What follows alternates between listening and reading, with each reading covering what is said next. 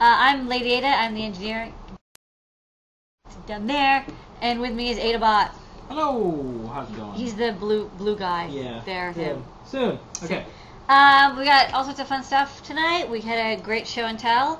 What's on tonight's show, and what's the code? Okay. On tonight's show, the code is Mars, celebrating one of the biggest achievements in humankind, Mars. Landed on Mars. We did not invent Mars. No, we landed there. Oh, yeah. Landed there. It's great. We're going to talk about the show and tell. Some people were awarded stickers, as seen on the show and tell. Very exciting. Yeah, they're nice stickers. Today is International Hack Day. Talk about that. Got Flickr Friday. Got Mailbag. Partfinder Friday.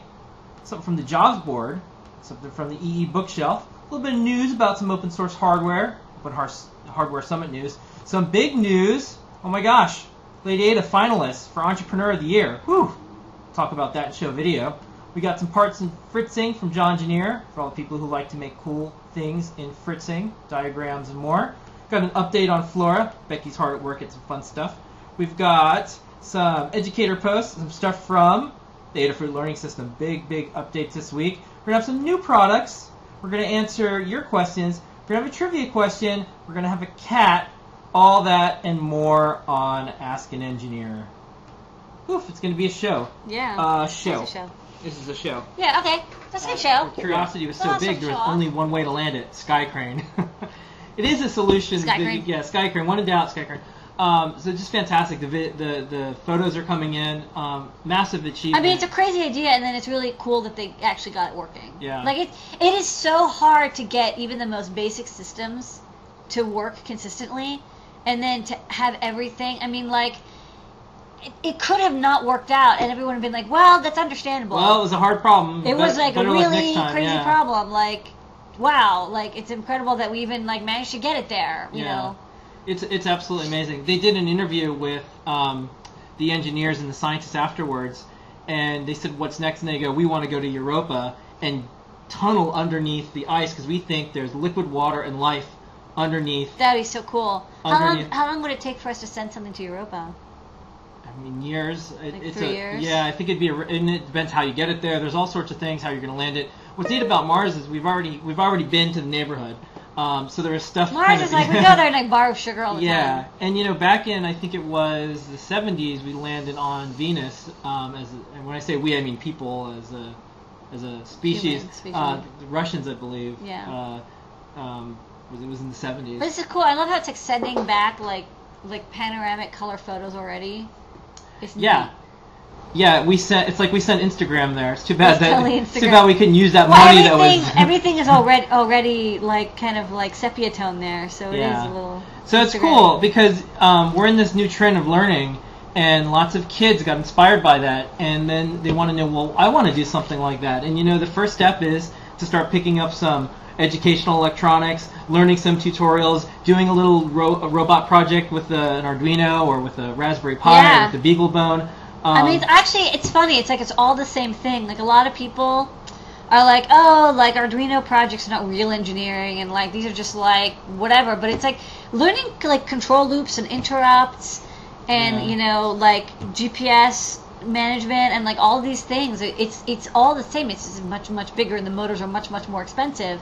Yeah. But the basic concepts are really simple, and if you learn them early, it's not as alien. Like, if you're introduced to like a lot of these concepts, like I didn't even really know how stepper motors or motors work till like 2 years ago, because like I didn't do first, like it didn't exist, right? But like now, there's kids who are in 4th grade, and they're familiar with like motors and stuff. It's neat. Great day for humankind. We're on Mars and as robots, and great day for America. I mean, we have a cool space program that does some amazing stuff. I mean, this is how we're probably going to explore a lot of the universe at first through robotics. Yeah. So it's cool. Okay. Cool. So that's the code Mars. Mars. All right, we had the show and tell as usual. These stickers came in. They're awesome. If you're ever thinking about being on the show and tell, we'll send you one of these now, and you get to put it on your project. So if you show off something on the show and tell, we can gift these stickers. Yeah. So the first person on the show was Nick from Make, because you're going to be on Maker Camp, so he talked about that. That was a lot of fun. And then the other... we'll mention that again in the future, later in the show, right? Yeah, I think we're going to try to get to that. And then the other project was Flo Burgess, who works here at Adafruit. Was on his trike. He was showing a project we're going to show very soon involving persistence of vision and light painting with the Raspberry Pi. Super cool project. Yeah. He did some beautiful stuff with that. Okay. All right. And then who else did we have? Remember? We had Rob Giesbert, who had a motor controller board. He's trying to kind of simplify motor controllers and stepper controllers using Arduino, and kind of cut out a little bit, but we kind of got with the idea. A cool Raspberry Pi project that used home automation, Raspberry Pi project with PIR sensor, storing stuff, and like storing stuff in a MySQL database. I can't remember his name. And then Ethan came back with more updates on his big antennas. And I learned today you have to be careful because big antennas can have the static electricity or maybe their capacitance or inductance. I don't know what happens. It could fry your radio if you're not careful. So watch out for big antennas. Read the big antennas fact. And then, pardon me, who else did we have? Well, that was Rob. And then we had William. William had the automation. That's right. Tom stopped in, but his mic didn't work. And then we had Ethan within his antenna project, and that was everybody. Yeah. Okay. I think Neil stopped in too. Okay. So let's do show and tell. So if you would like to show something awesome on the show and tell, and thus be eligible to win a fantastic tell them how to be on the show and tell sticker, you must add yourself to my personal Google Plus page circle by posting on the thread where I say, hey, post here to get added to my circle, and I will add you to the show and tell circle so that every Friday 9:30 Eastern time. Saturday. Sorry, every Saturday. I'm really tired. Every Saturday at 9:30 p.m. We do the show and tell, and you will get invited to the hangout. And we have up to 10 people in the hangout, and it's fun. You can show up as many times as you want. You can show up whenever you want, as long as it's before like 9:55. Yeah. And just a quick programming note: on Thursday, you're going to be on Maker Camp. Yes. And that's Thursday at noon Pacific. And 3 p.m. Eastern time. Yeah. And I will be talking about the entirety of theoretical electrical engineering and computer science in 1 hour. Yeah. So you'll be on that, and you have some fun surprises. I'm not completely excited about having to cover all of computer science and electrical engineering theoretically in 1 hour, but I will do my best. Yeah, and this is a program that Make is doing with Google. It's an excellent use of Hangouts. It's like a daily camp for everybody, virtually. Yeah. It's very cool. Okay. John Janier has a very interesting post on the site. John works with us on all sorts of things. He does the fritzing diagrams, he does some blogging, he does some photography. And when Curiosity landed and everyone was talking about these cameras, I said, hey, John, do a cool post about this. So he talks about... He's a camera nerd. He's a camera nerd. He talks about the cameras that are used. And what's funny is this about all this is everyone's like, oh, wow, like why did they only use a 2-megapixel camera? And it's because back in 2004, that was pretty much as good as it got. And that was good. It has to be a radiation-hardened camera that can also handle the extreme weather and dust of the Martian atmosphere. Maybe it's very friendly dust, but it's still damaging to lenses and electronics, and it has to travel through space, and also it's the atmosphere in Mars, I believe, is there's more radiation because it's closer to the sun and there's no ozone layer. There's all sorts of challenges. So they can't just use like a GoPro. Like it would be cool if it was just a rover with like a GoPro strapped to it, but they can't. They have to develop the camera specifically so they can take these photos, and it's like the real thing, and it isn't damaged by the environment. It also has to run for it's going to run for like 2 years or something. It's going to run as long as it can run. No, but the battery is like a 7-year battery, right? That I don't know. I think it's a 7-year battery. That I don't know. Yeah, it's cool. Someone in the chat might know how long it's. Next up. Okay. International Hack Day. Yeah, I guess today's International Hack Day. Yeah, so Hackaday contacted a bunch of people. You're in it, I'm in it. A bunch of people who do hacking and stuff like that. And they want to know, what do you think a hacker is? This came about. I founded Hackaday, and I still talk to the folks that are running it, and they were like, "Oh, do you have any ideas for some stuff that we should consider?" And I said, "Oh, you should have an International Hack Day." So I think they could probably build up to it next year, but it's Steve Wozniak's birthday. Okay. Yeah, so Steve Wozniak, the not related to Amanda Wozniak. No, they're not as well known as Amanda Wozniak. Well, Amanda is like famous. Yeah. In show and tell circles. So, anyways, it's Hack Day, so check it out, and it's like maybe an international day to celebrate how cool hacking and modding. Go hack something. Yeah. Okay, let's keep moving on. Next up, Flickr Pool Friday. We do this every Friday. People add photos into the Adafruit Flickr Pool. This one's pretty neat because this person has a lab coat with all of some of the Adafruit badges: Raspberry Pi, Open Source Hardware, Eagle, ESD, Linux. This is actually a really good idea because you can go to an event and then you can show like what you're excited about. So like if you see somebody else with like a Raspberry Pi and Linux and Open Source Hardware badge, you're like, oh cool. Are you also like developing like Open Source hardware using Raspberry Pi or Linux or embedded Linux? And like, you know, if they have like an Eagle badge, you know, like, oh, these Eagles, they have a TiCad badge, so you can talk to people and you can be like, hey, I was wondering if you had any like advice for me using like TiCad, and like you would be, you know. Yeah, a hackerspace use digital versions of the badges for each one of the members' profiles, so they can meet each other based on the skills they had or the skills they want to learn. Yeah, very cool. That's cool. Yeah. Next up is Mailbag. We do Mailbag every week. Mailbag is letters or emails or tweets sometimes of things. This one it had something to do with our back to school week. Okay, what is it? This is from the Mailbag. I'm using Arduino's tools, kits, and components in the Masters in Technology Entrepreneurship at Lehigh University. The students love them. We're currently working on a large Game of Life panel for our classroom, programming the Arduino. Thanks to Adafruit. Also, the new Adafruit learning system is an amazing source for educators. So that was a letter from Mark DeVink, who we knew from Make, who decided to go be a instructor. He's a professor. Yeah. No, he's a professor. It's not just an instructor. I believe he's an actual professor. I know he's easily capable of it. He probably is. I think he had a professorship. So that's awesome. Yeah. So he's now teaching people electronics 101. Yeah. Go DeVink. Okay. Next up, you have Partfinder Friday. This is a fun one because we did a project run. You want to talk about this part? This is a project. This is the part I want to show off because I've never had the problem of like, well, I have a microcontroller with that analog digital converter. Although I guess the propeller doesn't. But I never used analog inputs on the propeller. But basically, this is a really inexpensive DIP chip with a 8-channel analog digital converter, and it's SPI, and it's like really easy to bit bang. And so we picked this for one of our first Raspberry Pi, like, you know, detailed tutorials showing off how to use chips and stuff.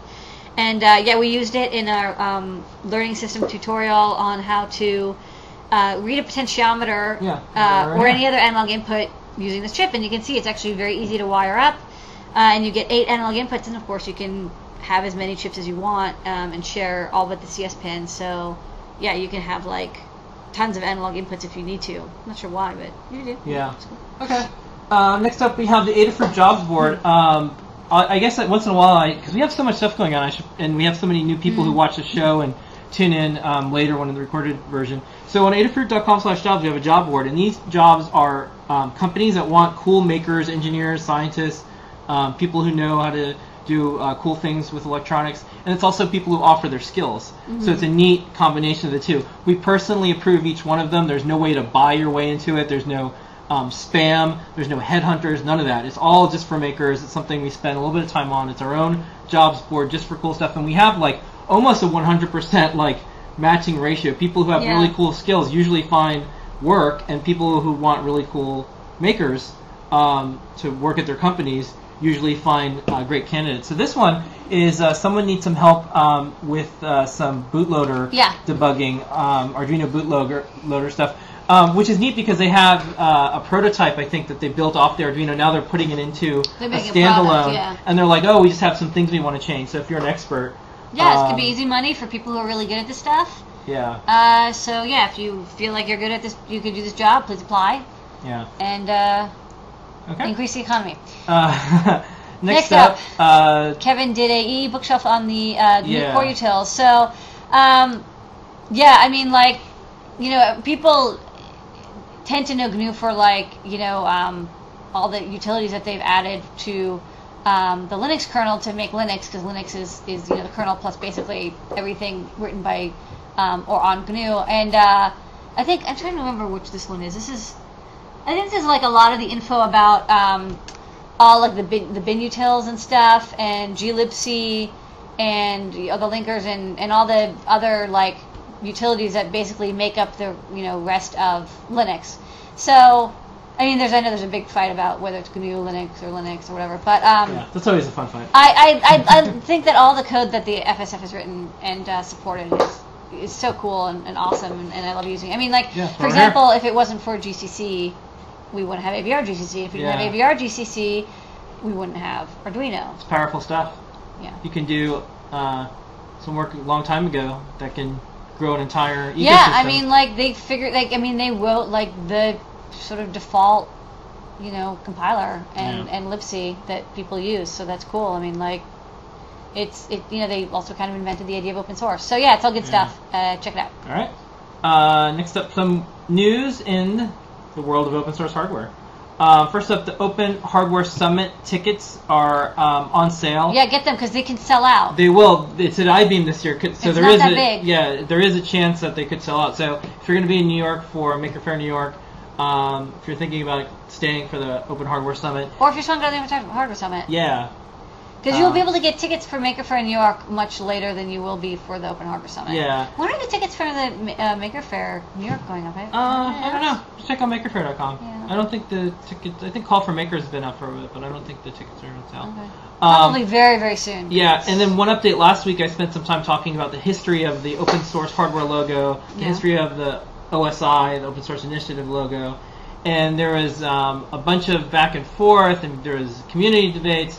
The short story is the OSI initially wanted to maybe have the open source hardware folks license, the new association representing the open source hardware community, license the OSI logo. Looks like that's not going to be what happens. It looks like there's now negotiations. Looks like they might do a coexistence agreement. Looks like they might do some type of like, hey, like we're not going to say it's ours. Let's just agree that you're just going to talk about hardware. Just going to talk about software. So everybody, cooler heads prevail. Everything's cool. And then it was actually neat. I got to show my logo from 1999, which is the OSI logo. It looks like somehow someone saw my logo and then used it for the OSI.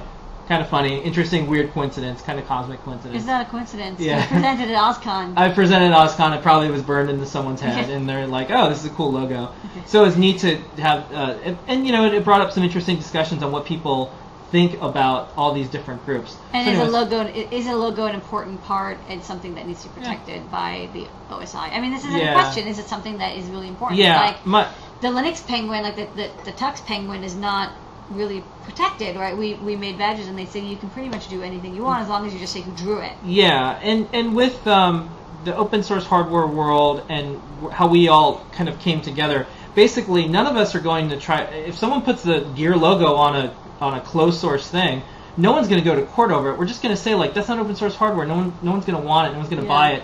And if you sell it to customers, they're going to say, well, where's the files? I want my money back. Like, there's no incentive to put it on there. And so a general statement for someone who's going to do something bad, like closed source, for their product and claim it's open source. So the statement is probably going to say is you can put this logo on anything if you just follow the open source hardware definition. Yeah. Super easy, super chill. And in my opinion, the open source hardware logo developed by the community is basically public domain. This is my opinion. Yeah. And anyone can use it any way they want. There's just value for the people who want to use it, and there's really no value for the people who want to try to do something weird with it. Yeah. Anyways. Okay. That was cool. Next up, big news for you. Yes. Congratulations, Lady Ada. That's me. You are a finalist for Entrepreneur of 2012, Entrepreneur of the Year. That's big news. Okay. So if people go to entrepreneur.com/E2012, I think, they can see a little bit about all the people there. This is the page. Fair Trade USA, Adafruit Industries, Asuela, I think it is. Asuela. Justin Zupbutter and Syntec Global.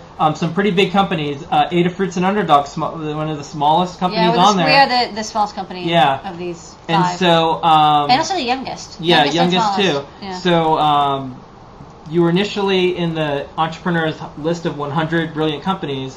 So this kind of probably bubbled your name up. Yeah. You're nominated. We had to send a bunch of stuff over to them, including a video, which we're going to show in a minute. Okay. A little bit about Adafruit. But congratulations, and we'll tell people how to vote. So if you like Adafruit and you want to see open source hardware celebrated, Lady Ada celebrated, we'll show you how to do that in a minute. But here's a fun video from Adafruit Industries that we sent to entrepreneur.com for them to use. Right, pass the tea. I started Adafruit Industries back in my college dorm room at MIT, and now I've grown the company to 25 people, and we're here in downtown Manhattan. My name is Lamore Freed, and I am founder and lead engineer of Adafruit Industries. My passion is teaching people electronics and showing them just how fun engineering can be.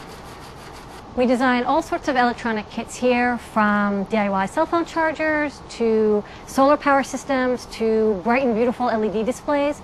All kinds of projects so that people can learn about electronics and see how much fun it is to build stuff on their own. One of the really interesting things about the way we do business here at Adafruit is not only do I design and manufacture electronics, but then I give away the recipe of how it's done.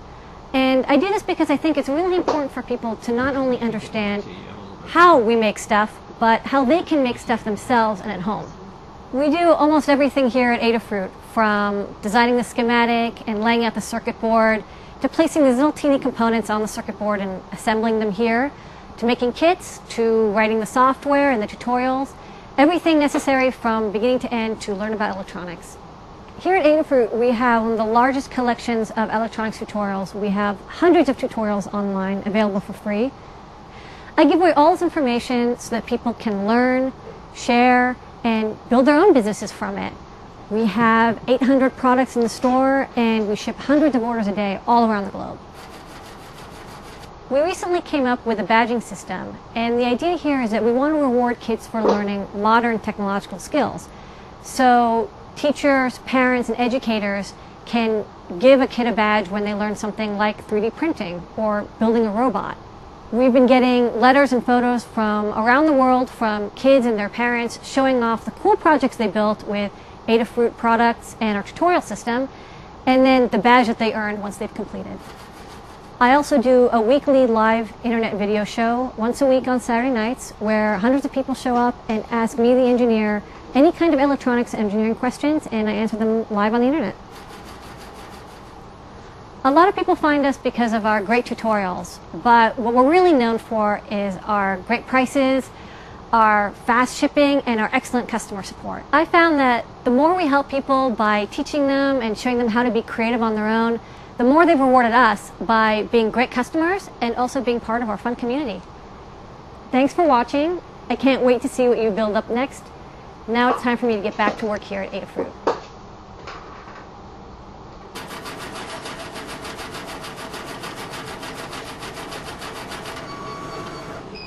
Okay, there you are. Yay! So I just posted a link to where that's at, and then I posted a link to the direct page. What you need to do on this page is use Facebook, and I know that's a barrier for a lot of people. I can't even vote for myself because I don't personally have a Facebook account. Well, you have a non-public one for the Adafruit stuff, but I know in our maker community, not a lot of people. There's a growing trend not to use Facebook, so we know it's a little bit of a challenge. But if you do use Facebook, and you do want to vote for Lady Ada, that's what you do. You just click log in the vote, you vote, and then we'll know. The voting ends in September, but now's the time. So that'd be awesome if you can vote. It's free and it supports us. And then if I think if we get picked, we get to do an article in Entrepreneur, so we'll end up talking about open source hardware. Yeah, and that's it. So I think it's the first and only open source business that's ever been in there. Yeah. You're the only engineer. And out of the 15 people, so the category is 5, and then there's like college and then emerging. Out of 15 people, 1 female, you. So there's work to be done out there. There's a ton of women businesses. So we have. I'm also the only goth. You're the only one with pink hair. So, anyways. But Justin Zumputter, he was in the Smiths. Yeah, you think so? I don't think so. Okay. So next up, John Janier has been cranking through a ton of parts. I'm going to just show this one because we got to get through this quick. And just say what they are very quickly. What is this is a DHT11. It's low cost temperature humidity sensor. People like them, and we want to put them in tutorials and stuff, and so we have that here. Okay. This is a wired version of the DHT22. So yeah, it did a nice gradients job there. You can mount it up. And this is the DHT22, so it's just a higher precision, higher accuracy, higher precision version of the DHT11. So it's good for like when you want to measure humidity. This is the DS18B20, both the TO92 and the waterproof cable version. These are digital temperature sensors that use one wire. We have little trim pots, little blue trim pots that fit into a breadboard and you can turn around, and also the MCP 3008, which we just mentioned. These are the basic stepper motors we have, both 12 volt and 5 volt. They're unipolar stepper motors. They have 5 wires, and this is sort of showing how you can plug into a breadboard. We also have our 16x2 RGB LCDs. So these are like character LCDs like normal, but you have a 3-color backlight, so you can change the backlight. It's not just white or blue or red or green. It's like, you know, full spectrum. So we have this nice gradient, and we have the positive and negative one as well. Okay. And then that's a lot. Yeah, this is a lot of stuff. That's like 7 new items. Yeah, so that's all in the Fritzing of the day. That's all in Fritzing. John Engineer posted it up. It's in our GitHub. George Graves in the chat just posted a link to it. Download it. Lots of cool stuff. Yep, you can download it. I'm specifically using these for documentation, not so much for making circuit boards. I don't know if we have the circuit board elements for all of these, but they are for like making schematics and diagrams, and like I'm going to be using them for tutorials and stuff, and that's why I'm making them. But while I'm making them, I might as well give them away so other people can use them. So if you want to document a project, these are, you know, and especially if you're ever posting in the Adafruit forums and you want help with a project, you will get like 10 times better support if you have a really clear diagram, and the best way to do that is to use Fritzing. Yeah, and last week we put in the Raspberry Pi, the Pi Cobbler, and the Pi Plate. Yeah. So those are all ones that you can use for your project. And we'll be doing even more. We'll try to keep it up with modules and breakouts and stuff as well. So we started with just like, you know, parts and components, but we'll try to add more because I want to use Fritzing, but it's always like, oh no, and there's one part missing. So we're going to try to get all those parts in. I'm going to zoom through a couple more things fast. We got a lot of stuff to still get through. Okay. Next up, I have a Flora update. This is our wearable electronics platform called the Flora. So we did some long-term testing. Yeah. And the reason we had to do long-term testing is a lot of threads that we don't use, but threads that are popular for people who do wearables are silver-coated. And the problem with silver coat thread is, although it's very cheap, it's very inexpensive, the silver oxidizes, and so, for example, Becky had a really beautiful embroidered lily pad project that used this thread, and it was like totally awesome. She showed all these events, and then 6 months later it stopped working. Yeah, wearable electronics projects actually expire. Yeah. And so we wanted to do some really thorough testing to see what happens over time. Like leaving it out in a humid area for 6 months, does it still work? Yeah, you got special lady to blend thread that to your spec, and this stuff passed our test. It works great. 6 months. So we're working on it. We have some new things on the software side that's now taken care of. Yeah, we also wanted to make sure it would be compatible with all the Leonardo code that's been coming out. Yeah. Because it uses the same chip, so that's another thing we wanted to wait on and make sure that was all settled. Yeah. And then Becky was going through the Flora Smart Pixels, so she has those. She's working on that. So that's Becky, the human pick and place. Yeah, the quote that I wanted to say is from one of my favorite game designers, is Shigeru Miyamoto. And he's the one who created Mario, Donkey Kong, Zelda, and he said a delayed game is eventually good, but a rushed game is forever bad. And so the wearable platforms that are out there have lasted a long time, and we also want to have a wearable platform that once it's out, like, it's going to be really good for a long period of time. So lots of people can use it in lots of ways. They know they'll always have the same ones available. There's not going to be constant revisions. We're really going to nail it. And so I have to do a board respin. I decided to change some of the pads, the pinouts and stuff, because like as we experimented, we're like, oh, like turns out like this pad arrangement isn't as good as this other pad arrangement, but it's still pretty solid, and expect to see it in a few months. 32 U4 on the Flora for the person who asked. Next up, we've had a bunch of awesome posts. This is all Education Month, so we did a roundup of all the Ask the Educator posts from Adam Kemp, our real-life school teacher who's in school, who uses a lot of Adafruit products and our badging system to award kids using requirements docs. We rounded all of them up. This is like Khan Academy for like electronics. It's cool. You've heard it here first. And then at the bottom of all these education posts each day, we have all the stuff that we do. So right now we have a program for volume discounts for educators who do workshops, do anything. All the information's on adafruit.com/educators. We've got our kits. We've got the stuff that we do for STEM. We've got our learning system that we just released. We've got our skill badges. We've got the specific blog RSS feed just for educators. We've got Circuit Playground. The app has pricing for educators, so schools are getting the Circuit Playground app for all their engineering classes and all their science classes and classes where they're doing anything with electronics, and they can get a huge amount of them for a super low price. So we've got all that going on right now. So that is the /educators section. We'll have something every day except for weekends in the month of August. This is kind of a busy time for us because educators are stocking up on electronics. Okay, great. Okay, next up, speaking of education, the Adafruit Learning System has some updates. Yay, good learning system! Okay, the Adafruit Learning System, learn.adafruit.com, has frequent updates led by Justin, Tyler, Daigo. you, Daigo, me, and now we're adding some more people to the mix. Yeah. And we set out with the goal to have the best learning system in the world, the best tutorial system for you. Yes, I'm the customer. Yeah, and so I was like, hey, this week, this is the stuff I want. And I was like, man, I want to know, because we have our whole team adding tutorials now. Like, we have Kevin Townsend, K-Town, adding tutorials. We have Phil Burgess, the Dragon, adding tutorials. We have Bill Earl, the Earl of Bills, adding Earl of Bills. The Earl of Bills, adding tutorials. We have Driver Block, who's going to be working on some tutorials, I'm sure, as soon as I convince him to.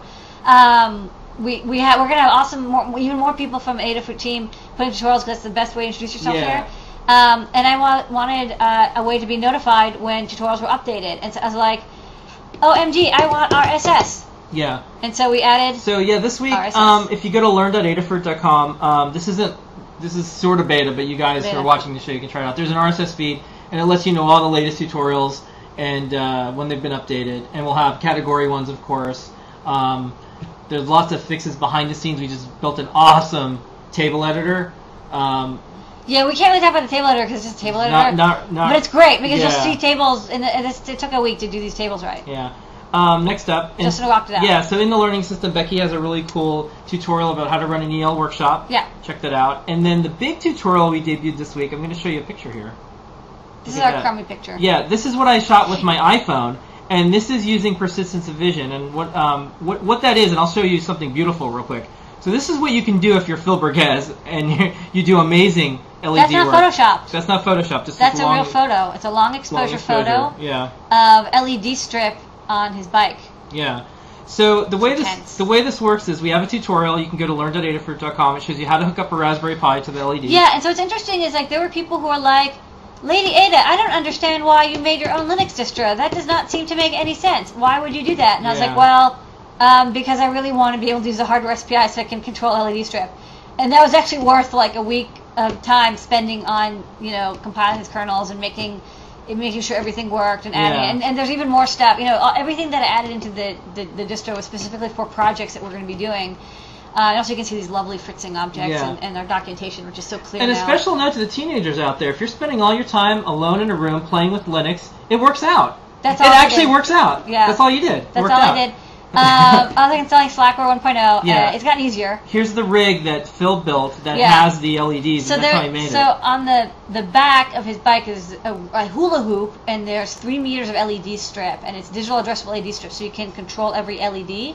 And it's flexible, so you can tie it easily onto a hula hoop with zip ties. And then what's interesting is we wanted to do light painting with Arduino, but it was actually kind of like a total pain in the ass because even though Arduino is very, very fast, it's not good at like processing large amounts of data, like image data. I guess I could use it in Mega, but like you'd have to store it on the SD card, and then it would be best if it was in a format, and then it could, like it doesn't have a lot of processing power and RAM. Which is what you want to have when you're doing like image processing like this, because you want to read the whole image in and keep it in RAM so you can quickly go through it, because you have to update the strip very, very quickly. But this is something that the Raspberry Pi is really good for if you have hardware SPI, which is we have an Occidentalist. So that's our build. It's called Occidentalist. We're going through the Raspberry Pi, the Raspberry species as we do releases. We'll be on Occidentalist for a while. Here's the photos. This is one that Phil made. So you can see there's a repeating pattern of fire, and then, it just wraps around, and so it displays the same image. And as he bikes around, he opens the shutter, does a quick loop around, and then closes the shutter. And so what you see is the exposure of the light left over. And this is one he did. This is this is Coke and Pepsi, the Cola Wars. This is funny because it actually looks round even because it's on a hula hoop, so it does look like these cans. And then this is like this cobra snake thing. This is a snake. A python. Yeah, this is a python because it's python. And then this is my favorite one. Look at this. He made a light cycle. So this is actually an image. It's actually just the picture of a light cycle, and it's just really, really long. And this is like something that like an Arduino wouldn't be able to handle because it's just such a long image. Yeah. And then he just opened the shutter and then zoomed across and closed the shutter, and then it draws this image. Yeah. And what's cool is because it's a full-on Linux computer, you just drop a graphic in a directory, and Python will just like grind through it and pop it out the right way. Yeah, it'll do everything. It's super easy. It's very, very fast, and so the code is only like 20 lines. Yeah. And like half of that's comments of like, okay, we're gonna do this now, and it does like gamma correction and everything as well, because it's so easy to do when you don't have RAM or processing power. Okay. Is a question. Before we do the new products, the code is Mars. Mars. We landed on Mars. All right, it's new product time, Lady Ada. New products. We're gonna go through these a little fast, so we have some time for maybe questions. New products. Okay. New products time. Okay, first one. There's a back in stock. Back in stock. We finally got another big shipment of these awesome 5.25 volt 1 amp power adapters. Yeah. Their USB output. We got them for the NETV, which is a FPGA HDMI thing, and it draws a lot of power, so it wanted an amp, but Bunny suggested these because the extra 0.25 volts means that by the time it gets through the USB cable and to the device, it's the resistance of the cable, because USB cables are really thin, drops down to 5 volts, and it's totally safe, but it gives you a little bit more power. So this is really good. Next up, these are super cute. Yeah, these are these little LED matrices, and we have one hooked up to our. Yeah, you want to go to the overhead? Yeah, go to the overhead. Overhead. So we have it hooked up, and they're super, super bright. So you can see it scrolling text. This is on the LED backpack. It's so bright, it's kind of freaking out. But drawing shapes and printing "Hello World," and that's cool. And we got it to scroll all sorts of ways. So yeah, we got the backpack, and also the display. And it is expensive, more expensive than the red, green, and blue. But it's because these red, green, and yellow matrices. But that's because it's blue, and blue these are more expensive to make. And they're much rarer. They're not used as often, but it's really beautiful. So if you want a project that has bright blue LEDs, you get 64 of them. Okay, except more matrices. Yeah, this is the backpack. So you can control it with only 2 pins. Yeah. I2C pins, and we have an Arduino library, and we'll be working on a Raspberry Pi library as well for this. That'll be fun. Yeah, and then some quick things. We have some Raspberry Pi, I guess not news, but we just have a few things. So real quick, there was a bunch of people in the UK, Great Britain, who it's expensive to get just a case, and so they're like, is there any place we can get them in the UK only? So we do. Fen Optic is actually making cases in partnership with us in the UK. There's also 2 other companies that contacted us and wanted to do something different than the free design that we put out there. And so they're working with us. Everyone's actually really cool. They're like, hey, we love that design. Is there any way we can work together? So if you're in the UK, you'll be able to get the case directly from people who worked with us, and we're really happy about that. We released 2 new Raspberry Pi products this week. The first one is the dish. Yeah. And the dish is a way to hold up the Raspberry Pi. This is a close-up, but I want you to show this on the main screen because it's super sturdy and it's like hi, like things are stuck here. So this is the dish, and I'll show it on the overhead because it is not super easy. But basically, you have a large breadboard, so you can fit a cobbler, and then I'm working on. Okay. I will then. You can fit your Raspberry Pi here, and we'll show the mounting shortly. And then I use the cobbler to connect up, and then while you're doing your wiring, you can remove this cable, do your wiring, and then plug this back in. Yeah. And there's a lot of space here because the cobbler does take a little bit of space. So we decided to make it extra long. So I've got this barometric pressure sensor I'm testing, and a character LCD I'm testing, and then. One of the things that's a little annoying about the Pi, there's 2 things that are a little annoying about it when it comes to this stuff. Is first up, there's the NTSC out, or PAL out, and audio out, and it's on the opposite side of the HDMI. And so there's no way to have this so you're not blocked. There's something on every side. There's no way to put it on the plate without blocking it one way or the other. So we decided, well, you can't use HDMI and composite out at the same time. You have to boot with one or the other because it auto detects on boot which one you're using. So we just made it so you can mount it in the opposite way. So this way you can get to the HDMI port, and then with audio you can still get to it, but the composite's a little tougher. And then with this one you can get to the composite and audio easily, but you don't use the HDMI. And that's what I tend to use because I have one of those little TVs up on my desk. And then the other thing I want to show is the Raspberry Pi does not have mounting holes. It's one of the things that's a little annoying about the Pi. I guess they want to save space, or I'm not sure exactly why, but there's no way to attach to it. There's no through holes at all.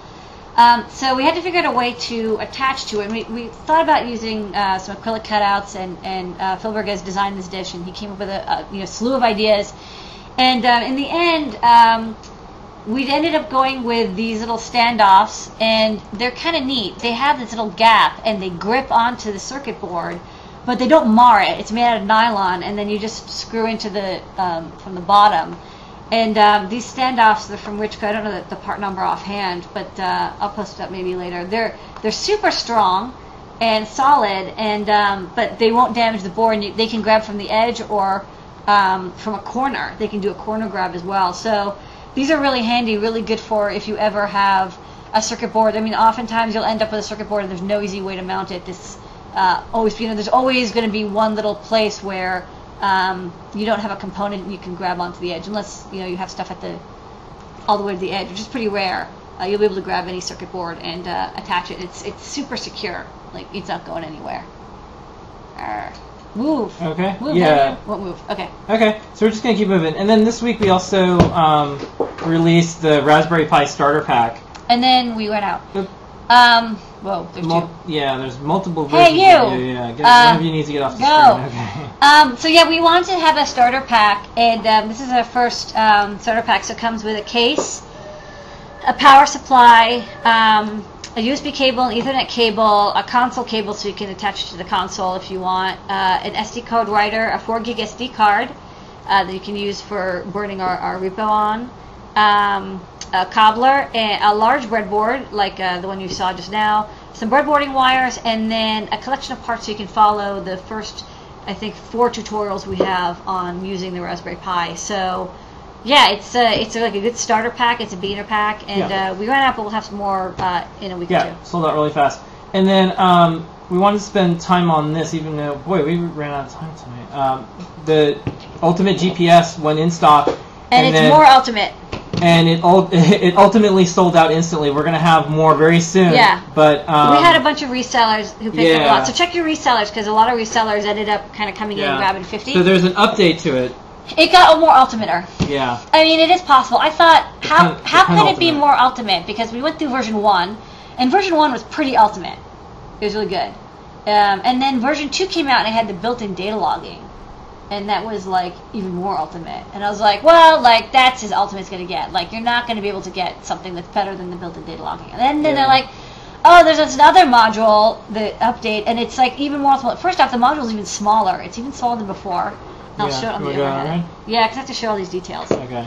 So, for people who are, like, size, like, nervous and stuff, because they're doing, like, small sensor stuff, it's even smaller. It was, like, this tall before, and then it's, like, 2 millimeters shorter, but it's still as sensitive. Same sensitivity. The board is a little bit bigger because it now has an extra pin. It has a pulse per second output. And it does, I think, 50 millisecond pulse every second when it gets a fix. So it's a precision, it's like the atomic clock pulse per second output, basically, that it's getting from the satellite. It'll pulse it exactly like the 1 second transition. I believe that's what that means. I've never actually used it, but I mean, I've seen the pulse, but I've never used it for any precision timing stuff. But I guess for some people, it's really useful to have a precise timing output. And this module offers it, so we have a pin so you can get the pulse per second. It still has the 5-volt friendly design, so you can use it with 5 volts or 3 volts. It has an onboard regulator. It has a fix LED, which blinks a bright red when it needs a fix, and then it blinks a very quick pulse when it does have a fix. There's a enable pin, so you can power it down without having to power the whole thing. Like, you just pull the enable pin down with the microcontroller. It's got ARX and TX, and there's still a battery on the back that you can add if you want to have the real-time clock. So just add a coin cell and you've got battery that lasts a long time. It's got 2 mounting holes so you can attach it very easily. And the awesome thing that's been added is now there's a UFL connector. And UFL is basically just a radio connector for antennas, and it allows you to use active antenna. So this is like a big antenna that you could put on the outside of your car or something. And when you attach a SMA to UFL adapter, we have these in the store. They're really common, and a lot of radio people have them because they're such a common converter from these little connectors to these more common, bigger ones. These are just lighter and smaller, and that they're easier to solder onto a board than these big ones, and that's why it has UFL and not SMA directly on the board. But you can just plug in your UFL connector, and it just snaps on. And you can even move it around. It does move without coming apart. You have to snap it off. And this allows you to have an active antenna. It draws an extra 20 milliamps, but you can have the antenna anywhere you want. It's also much more sensitive. And the GPS module will automatically detect that you've attached an antenna and switch over to it. So you have the built-in patch antenna, which works great, but then you also have the option for an external antenna when you want to use an external antenna for more sensitivity. So I think this is as ultimate it gets. And we had one of these sent up in a balloon, and it went up to 27 kilometers before it lost fix. We're going to try to get a firmware version from the MTK factory, the makers of the chipset, and try to get up to 40 kilometers, and we'll see if we can do that sometime in the future. Okay. That was new products. You burned through those really fast. Boom! Zoom! Done. New products. Whew, thank you for getting through those so fastly, Data. Okay. We're going to open up the questions as fast as we can. We're going to start answering your questions about engineering. One of the best things about that is I get to do this title thing. Wow. Okay, all right, ask your questions. I'd like to build a game board with Hall effect sensors on the board and magnets and pieces. Can I scan multiplex the sensor so I can read a bunch of them, 32 with an Arduino? Hall effect sensors have digital out, so yeah, you can multiplex them using like a 165. Next up, what's the width of heat shrink tubing is mostly used for covering small wire-to-wire solder joints? It totally depends on how thick your wire is. Okay. I want to build an induction-based bike lighting system, LEDs, magnets on spokes, inductor fixed to fork, but I have no idea where to start with inductors. Have any good recommendations for references? Wait, what was the question? You want to make an induction-based bike lighting system, so LEDs, magnet on spokes, fixed to the fork, but I have no idea on where to start. I would take apart an existing induction bike lighting system and see how they do it. I was gonna say reverse engineering. Yeah. Reverse engineering is those are custom made. They're custom wound. It's nothing off the shelf. Okay.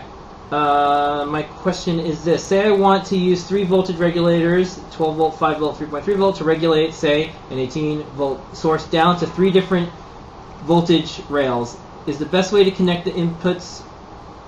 Is it best to connect the inputs of all 3 regs the same SR? It depends on if they all have rating. If they're all rated for 18 volt input, then that's fine. You might find that it's better to chain them. It totally depends on how much current you're drawing. You have to sit down and do the power requirements and heat dissipation calcs for all 3 and figure out how many watts you're going to be pushing through each regulator. Okay, next up, are there any tips for hand soldering LCC packages, BMP 085 or HMC 6352? Is it even possible? You can do it. I suggest getting a hot air station though. You can do it with a Metcal, and I've done it with a Metcal. Drag soldering sometimes works best. Sometimes putting down paste and then, with a small syringe and then heating the paste. I have a tutorial on that. That works better. So you can check out our SMT tutorials on the learning system on how to do it that way. Next up, where can I learn about different SMD package modules? I don't know what the different names mean. I think like every major chip maker, like Analog and Maxim and Linear and ST, they have an app note or document about packages and they talk about them. So that's where you would go to start. Okay. Next up, I think we got through a bunch of questions. That was nice. There was another one here. Can I request adding a digital pot to the store and learning system? Yeah, you can request it. I have no ETA on finding a digital potentiometer. I mean, I just don't use them that often. I don't want to say that you should never use a digital pot, but usually there's another way to do it that does not require using a digital pot. So that's why I tend not to use them that often. Okay. Can you please create a tutorial on the MCP 3008 with SPI ports hardware for the TMP for Raspberry Pi? The tutorials you have are using GPIO ports. Yeah, I mean, that's the tutorial we have. We might have another tutorial. Unfortunately, we don't really take tutorial requests because we already have 20 tutorials that we have to write. Yeah. You know, look around and use the tutorials that we have. They're all free, and try to get your project running. But we don't really do consulting tutorials, unfortunately. Yeah. Any plans to stock the open logic sniffer projects from dangerous prototypes? We really like the Sele. We find it is really usable and really good for people. We have the 8 and the 16. We decided that we wanted to carry something that was a little more professional for people who wanted to just kind of get it up and running. The open logic is really cool, but I think the software is not as good because it's just this open source software and it's not in active development. So I think, in my opinion, if I'm going to carry tools, I want to carry the best tools. Yeah. It would be great if they were open source, but for the logic analyzer, I wanted to go with like the best one, even though it's not open source.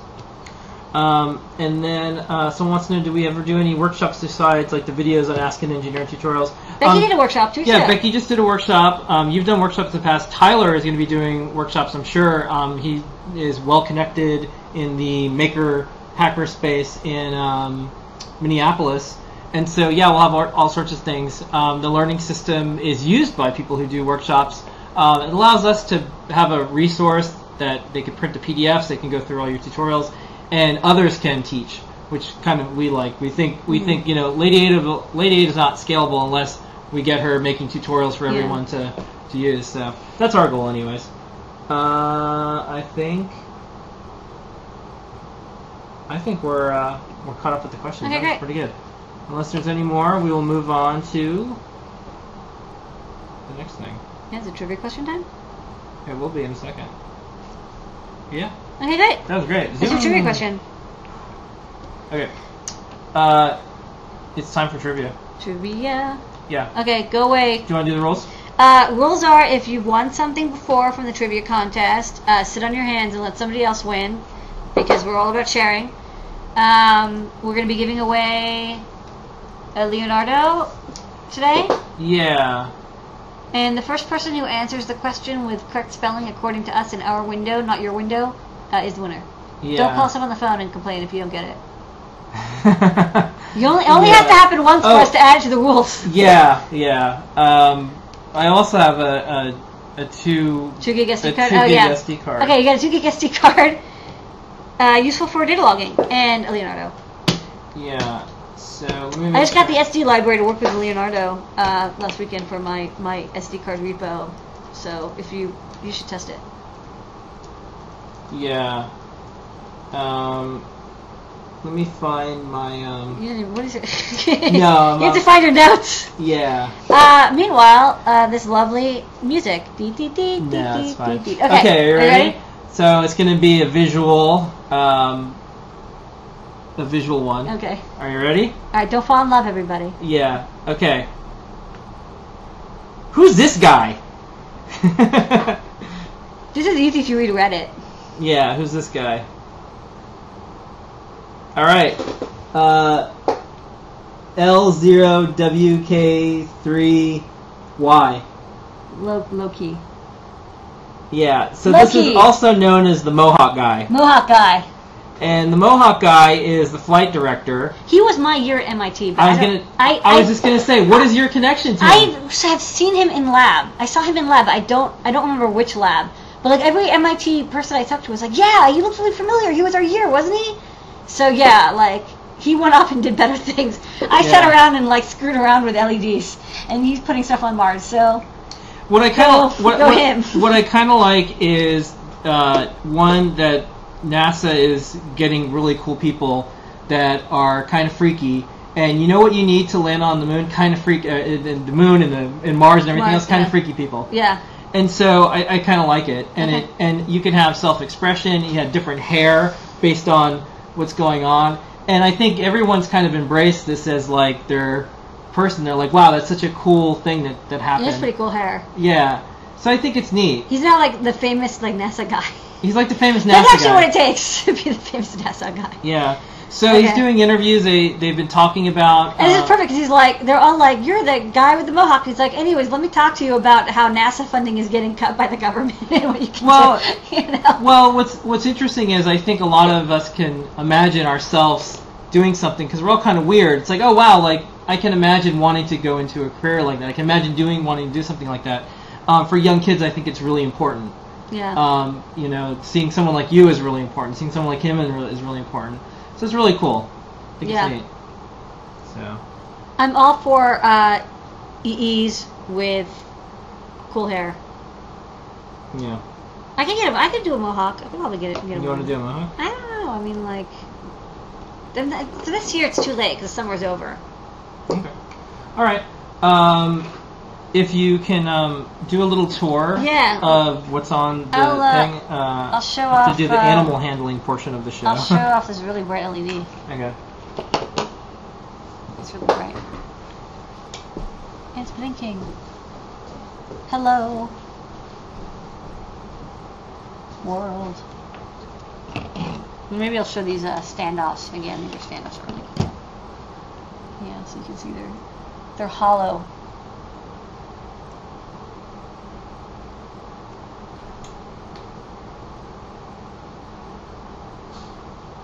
Yeah, they're gripping.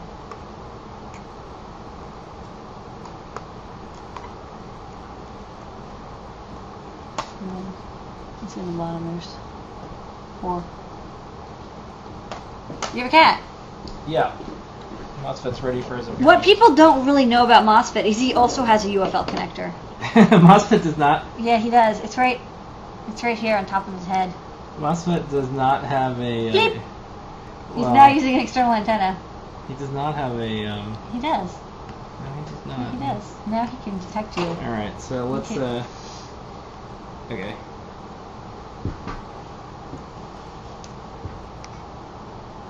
All right. There's MOSFET. Sometimes he meows. MOSFET, squeak for the camera. Meow. He's also. He's starting to look like an owl. What happened to MOSFET the cat? Now he's MOSFET the owl. Alright, that's cat. Okay. That's a show. Whew. Alright. Alright, well, we got your prize, Mr. Loki. Email support at Adafruit to claim your prize. Yeah. Because you're a part of the Mohawk Guy fan club. Yeah. I don't know how to pronounce his name, so I don't even want to pretend I know his name. Yeah. Okay. We'll be back next week. We're going to try to do a 3-year anniversary show sometime in August. We've been doing this for 3 years, folks. 3 years. Ask an Engineer 3 years. Masa's gotten 3 years older. He's gotten 3 years older. He looks the same, though. Yeah. He hasn't aged one day. Yeah. Oh, hello. You just think that. We'll see everybody next week. Thanks to George for doing the recording, John Engineer stopped by, Phil Burgess for all his cool projects. Yeah, that was so cool. And his designs that he did. Big week for Phil with all the stuff that came out. Yeah. Thanks to all the great questions tonight. And please, I'm going to do one more reminder. If you like the show, go to the entrepreneur page, visit Lady Ada. Yay! Go to the section.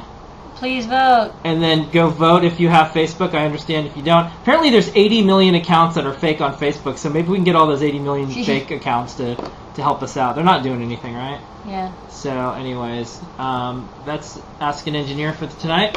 We'll see everybody next week. Show up on Thursday for the show and for the Maker Camp. That's right. Hangout thing. I'm Don't tired. forget. 3 p.m. Eastern, noon Pacific. Yeah. Here is your moment of Zener.